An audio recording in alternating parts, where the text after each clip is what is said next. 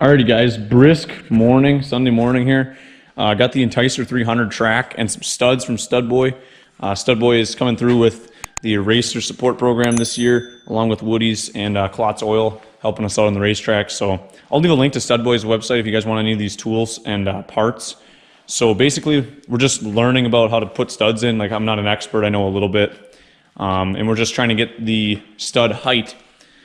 As you can see, I put one in here on the right side of my track with the T-nut inside the back side of the track and the backer and the stud. And we need to be 3/8 of an inch maximum above the lug. So right now I'm a little bit above 3/8. Like, I'm talking like a 32nd above. So I'm very, very close. What I can do is try to find thinner backers. These are just the Studboy standard Steelies. So they have that big bubble on there. And what you can do is we can either grind a little bit of that material away or see if they make a flatter backer, just something flatter. If it was maybe like, I don't know, 80 thou thick all the way around and not bubble, just flat, it might work a little better. So, background noise, there's animals going nuts. But anyways, yeah. So the track drill we use is from, I believe this is a Woody's one. Looks like that. And it's going to burn through the rubber. You'll smell it burn a little bit, and then it takes the rubber out that slot. It's drilled real nice. When Spark gets back out here, I'll get a video of us trying to drill one out on his track so we can mock up his. But at least I have a good idea of how much I have sticking over. So right now we're slightly above the legal limit. And here's the tool we got from Studboy as well. This is, it does a lot of different measuring for heights and lengths and stuff like that. So right here on the corner, that's 3/8 of an inch. So we put it up to our stud on the track lug. Get the camera in here. So you put it up there, get it kind of level, and you can see I'm slightly above. I'm talking about a 32nd. So we're really, really close. I can see if they have different size backers or if there's a smaller stud size. Right now we're using, these are the 700 ice picks from Studboy. So there's the part number on that. And we have the T-nuts from Studboy. And then we'll be rocking Woody's carbides on the front of these sleds. See, we got the Super Sport up on the lift. The Exciter and Enticer are torn apart. Mark was working on his skid, getting one of the rear skids done, and then there's the two skids out of the Enticers. We're going to make one good one. And we have some tracks over there that, here's the old track from the Enticer. That one's junk, and these got really, really short studs, but there really isn't much of a lug left. So these are really, really short, stubby little guys. I'm looking at the thing on here, and these are Woody's backers. They're round, but you can see this track really, really bad on that. I think that's the left side or right side, I'm not sure. I believe that's the right side of it. All the studs are missing, and yeah. So that's gonna be Sparks tracks right here.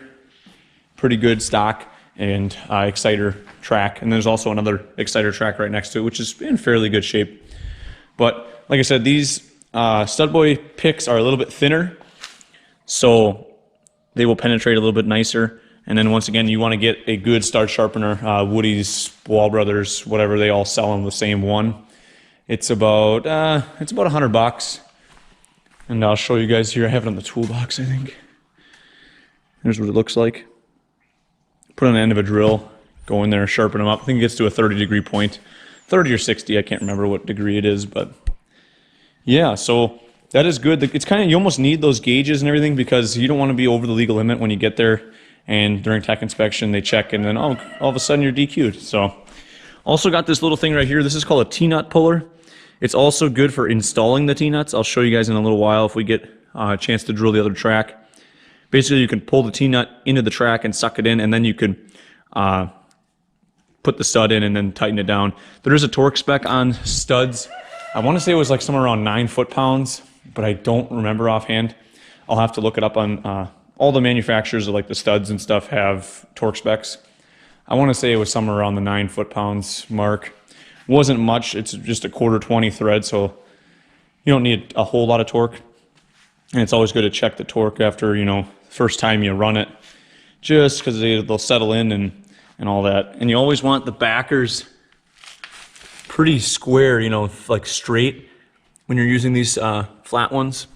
And I'm gonna leave room to put another one right here so I can have an offset on the right side, because the right side's gonna be where you wanna load that sucker up sometimes to help you steer. So you could also run like a double, but with this way I can offset it so my studs each bite into a different location instead of being right front and back of each other. So that'll be helpful. This track, like I said, isn't the best. We're going to look at a few more enticers today. If one of the tracks is mint, I may just abandon ship on this one, stud the mint track, put this track on the other sled or something. They're just straight like trail sleds, but they've been really well taken care of from the looks of it. So if you guys know anything about enticers, these tracks are really hard to find. These short, I think they're like 104-inch tracks or something. And you can swap in like, say, a 340 suspension or change the drivers on it and use a different track, but that's a lot of messing around that I don't want to do. And like I said, this track is night and day better than the old one. It's just maybe I can condition it with something. If you guys have any tips on like how to get the tracks kind of softened up and not so stiff and dry, that would be helpful. You guys leave a comment down below if there's any tips on that. So hopefully when Spark gets back out here, we can take a look at his track, drill a hole in his, and see what he wants to do there and get a good measurement, and hopefully we got the right size studs for his.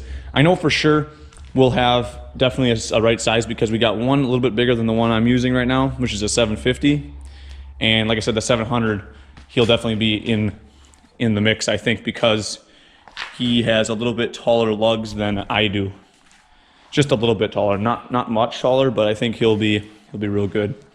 And like I said, we can find a backer that doesn't have that bubble. That would probably be ideal, just to get that stud a little bit lower. Maybe they get that extra 32nd of an inch lower, and you should be mint. So just a little informational video on studding, guys. Like I said, we're not an expert. This isn't like a sponsored video by any of these companies. We're just, trying to promote them because they were nice enough to, give us a nice discount on their products this year. So the least we can do is show you guys what the stuff does. And, if you guys need this stuff for yourself, well, we can always leave part numbers and all that stuff to it. So here's that sheet I was talking about that they kind of send with to show you what the different angle or the different measurements on this weird looking tool are.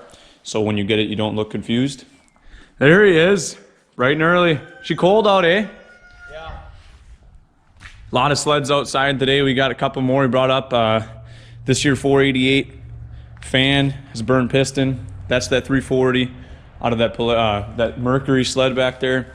We're gonna try to throw that. That'll be another video. We're gonna try to put this motor 340 in that Skidoo with the bad motor outside. So that's gonna be a little bit of custom fab. And then we got some part sleds lined up along with the LT Gray that you guys have seen in the previous video. Alrighty guys, so we got the Woody's track drill here. Basically we should probably put I put a block of wood underneath when I did mine, but you just gotta send her all the way. Just give her high speed.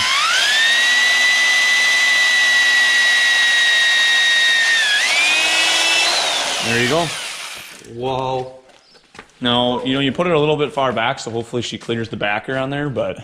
I want to get two in there. Oh, you're trying to do that. Yep. So basically you take the T-nut puller, grab yourself a T-nut, and basically the T-nut has a couple little dogs on it to help it bite in. Yeah, no cats, just dogs. Yep, and then you take a backer, puller here, and we'll grab a 700 stud, and then take the T-nut puller, that little tool, put the T-nut on the back side, put it through there, then thread that in, and then it pulls it into the track. So first, no, yeah.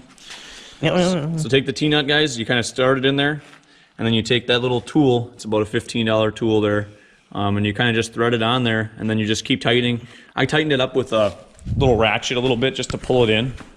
That's a good looking stud right there. Oh yeah. That on. So I just took it like this and I just tightened it in a little ways. And then at least that way you can get your stud started, because the threads really aren't that long. So there you go, you got it in there. And you take your backer and your stud. There you go. And then you just kind of put it in there. And hopefully she starts. I might not have had her far enough in. I think it started. Oh yeah, she's pulling real good. So there we go, guys. We just kind of tighten it in there, and I'll kind of go until it. I feel I have one hand on it, so that's probably pretty snug there. Yeah. So then we get our handy gauge. We'll tip it up kind of on its side here, and we just kind of we can get a good depth at it. And then you can see the guys that T-nut stuck in there pretty good. And then we just got to get that little gauge. Like I said, we got to maybe just find some thinner backers to kind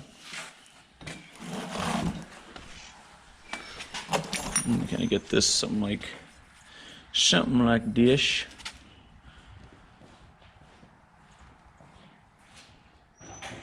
I mean, dude, that is like, it's so dirty close. Depending on how you look at it. Yours like the same as mine. You know, you got just that smidge there if you're going straight level with that lug. Let's see if you can lay this one.